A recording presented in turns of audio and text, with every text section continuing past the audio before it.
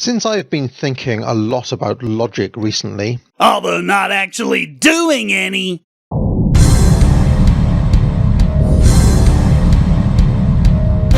I thought it might be interesting to try to get to the core of why libertarian arguments have failed to make much headway against socialism. Yeah, see how he skips over the basic assumptions. Socialism is losing among basically everyone except well-to-do brats who don't want to work.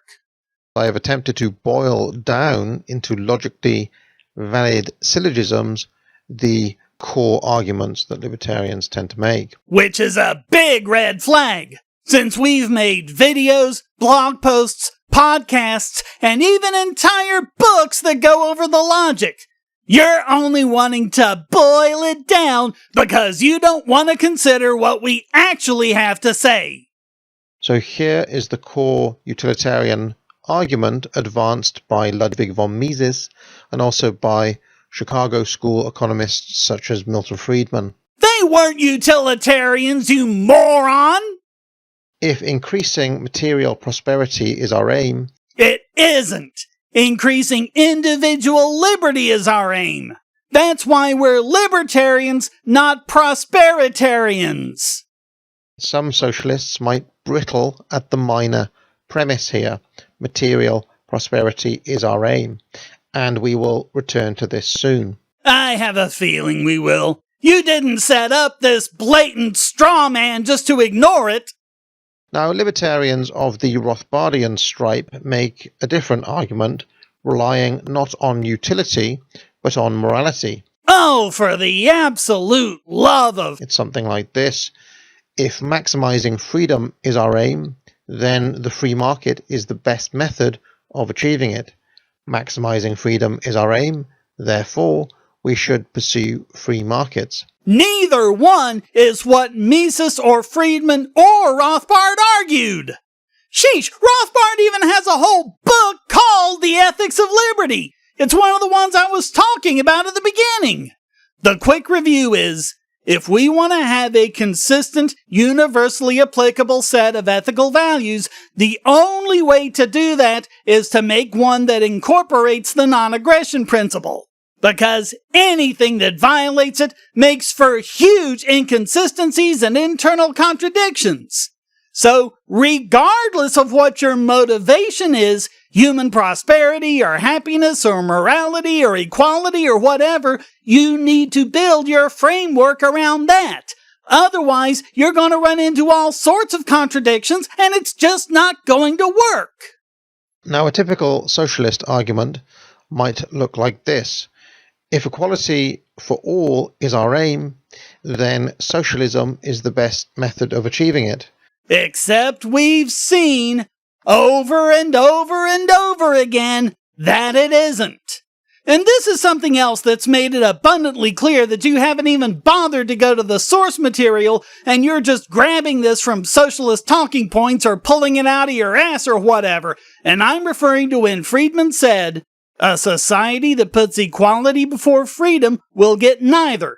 But a society that puts freedom before equality will wind up with a great measure of both. Equality is our aim, therefore we should pursue socialism. And of course here, many libertarians would take immediate issue with the minor premise. No, we don't! We argue with your conclusion that socialism is the best way to achieve it, when not only does the free market work much better for that, as I've repeatedly shown using worldwide economic data, we've also seen that socialism actually makes things worse. The people in charge of the glorious workers' collective live in palaces, while everyone else starves. However, if you read Milton Friedman... You've never read Friedman in your life. Stop pretending. For example, in his famous 1946 essay on rent controls with George Stigler, which is called Roofs or Ceilings, he just grants socialists this premise. No, he doesn't. I've got it linked below so you can read it for yourself. You know who didn't provide a link to it in the description of his video? This guy! The book is about the housing crisis, in particular as it was occurring at the time. The question was, how do you divide limited housing resources among a growing population? They compared 3 methods: the price mechanism, rationing, and favoritism. And, of course, being intellectually honest, they looked at both advantages and objections to each of these. But the essay isn't even about socialism. The word socialism doesn't even appear anywhere in the essay. And then he argues along these lines. He says, socialism always increases inequality. Inequality is bad. Therefore, socialism is bad. Not even remotely what they argued anywhere. Again, they never even mentioned socialism. And about inequality, they wrote, "For those, like us, who would like even more equality than there is at present, not alone for housing but for all products, it is surely better to attack directly existing inequalities in income and wealth at their source than to ration each of the hundreds of commodities and services that compose our standard of living. It is the height of folly to permit individuals to receive unequal money incomes and then to take elaborate and costly measures to prevent them from using their incomes." The only thing they mentioned in the essay as working against that was rent controls. Again, this was not about socialism. I don't believe it is wise to grant socialists the premise that equality is our ultimate goal, or even that inequality is bad. So this is a weak counter in my view. Well, good thing they never said that. The moral ground has already been ceded by Friedman here. Oh, fuck off, you lying pig! Now, Mises has a cleverer answer to this, which is to say, materialism is concerned with prosperity. By the way, please don't make the mistake of thinking that anything on the slide is a quote or anything. He doesn't even cite any sources on this point. I'm linking to an essay on materialism from 1957. In it, Mises describes 2 types of materialism, both of which he rejects. So that's another straw man that we can just skip the rest of. In Human Action, Mises points out that socialism ultimately promises to make everyone better off, and that its foundations rest on materialist assumptions. It'd be really helpful if he'd cite a page number here, or at least a chapter. Without that, I was left with searching the text for materialism, and I didn't find any such claim, not even in the section from pages 79 to 84, where he specifically talks about Marx's dialectical materialism, which I don't think this guy understands for a second. Personally, I think the best advice for how to deal with numbskulls like him was given by Mises in this very section, where he wrote, "It is useless to argue with mystics and seers. They base their assertions on intuition and are not prepared to submit them to rational examination. The Marxians pretend that what their inner voice proclaims is history's self-revelation. If other people do not hear this voice, it is only a proof that they are not chosen. It is insolence that those groping in darkness dare to contradict the inspired ones. Decency should impel them to creep into a corner and keep silent." Another counter is something like this, which is advanced by Murray Rothbard in his essay, Egalitarianism as a Revolt Against Human Nature. Linked. Boiled down, it would be along these lines. Notice how he never actually quotes it. That which is against human nature is morally wrong. Equality is against human nature. Therefore, equality is morally wrong.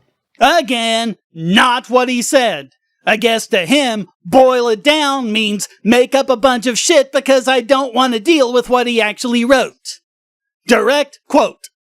We end with the conclusion that egalitarians, however intelligent as individuals, deny the very basis of human intelligence and of human reason, the identification of the ontological structure of reality, of the laws of human nature, and the universe. In so doing, the egalitarians are acting as terribly spoiled children, denying the structure of reality on behalf of the rapid materialization of their absurd fantasies. Since their methodology and their goals deny the very structure of humanity and of the universe, the egalitarians are profoundly anti-human, and therefore their ideology and their activities may be set down as profoundly evil as well. Egalitarians do not have ethics on their side unless one can maintain that the destruction of civilization and even of the human race itself may be crowned with the laurel wreath of a high and laudable morality. The typical socialist response to this would be to call Rothbard an essentialist. Yeah, socialists do say stupid shit like that. Which is funny, because the very core of socialism is based on objects having an intrinsic value. The argument states, social constructs can change, human nature is a social construct, therefore human nature can change. Socialists ultimately believe that people can be conditioned into becoming the new socialist man. Yes, socialists do believe that. And that's why socialist states have always ended up being horrible nightmare scenarios, because of the horrible conditioning they try putting the population through. And we also see this through horror fiction like that of Orwell and Huxley and Vonnegut. Rothbard specifically mentioned Vonnegut's short story Harrison Bergeron from the same essay. The horror we all instinctively feel at these stories is the intuitive recognition that men are not uniform, that the species, mankind, is uniquely characterized by a high degree of variety, diversity, differentiation. In short, inequality. An egalitarian society can only hope to achieve its goals by totalitarian methods of coercion, and even here, we all believe and hope the human spirit of individual man will rise up and thwart any such attempts to achieve an ant-heap world. In short, the portrayal of an egalitarian society is horror fiction because, when the implications of such a world are fully spelled out, we recognize that such a world and such attempts are profoundly anti-human. Being anti-human in the deepest sense, the egalitarian goal is, therefore, evil, and any attempts in the direction of such a goal must be considered evil as well.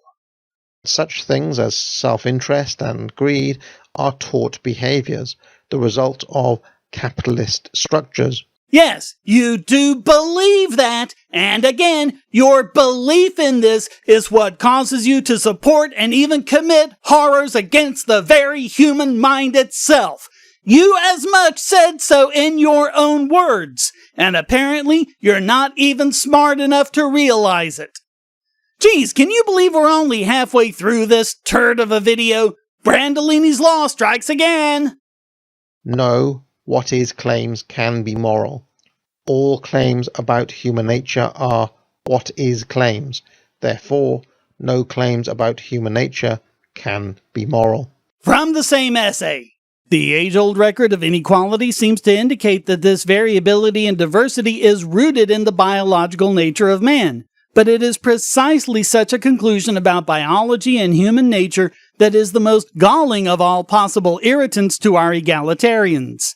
Even egalitarians would be hard put to deny the historical record, but their answer is that culture has been to blame. And since they obviously hold that culture is a pure act of the will, then the goal of changing the culture and inculcating society with equality seems to be attainable. In this area, the egalitarians slough off any pretense to scientific caution. They are scarcely content with acknowledging biology and culture as mutually interacting influences. Biology must be read out of court quickly and totally. Man, how many times can Rothbard be right? Faced with this, one has some choices. If religious, one might invoke God and perhaps get into theology. That which God creates is good. That which is natural was created by God. Therefore, that which is natural is good. Since absolutely zero libertarians make this claim, we can skip ahead some more.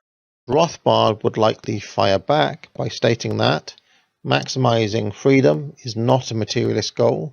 Would likely fire back? Why don't you just read what he wrote?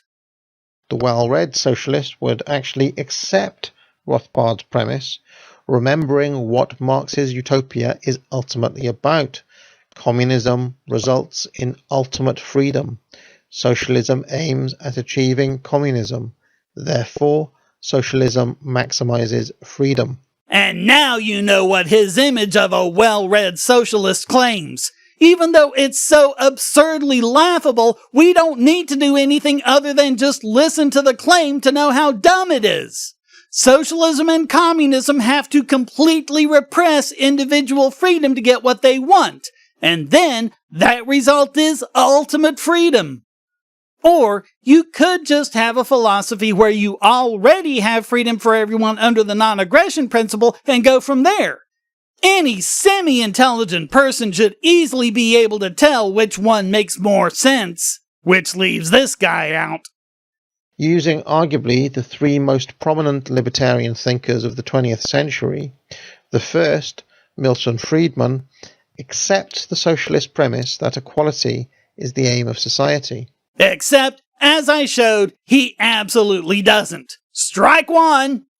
The second, Ludwig von Mises, accepts the socialist premise that material prosperity is the aim of society. And again, no he doesn't. So strike two! And the third, Murray Rothbard, accepts the socialist premise that total freedom is the aim of society. And strike three! You're out of there! What does this tell us? That you're a moron who can't even be bothered to read. So thanks for watching. Please hit like and subscribe, leave a comment, and go to donate.pagosity.tv to keep me doing what I do. And check out all the great content here, like this video selected just for you.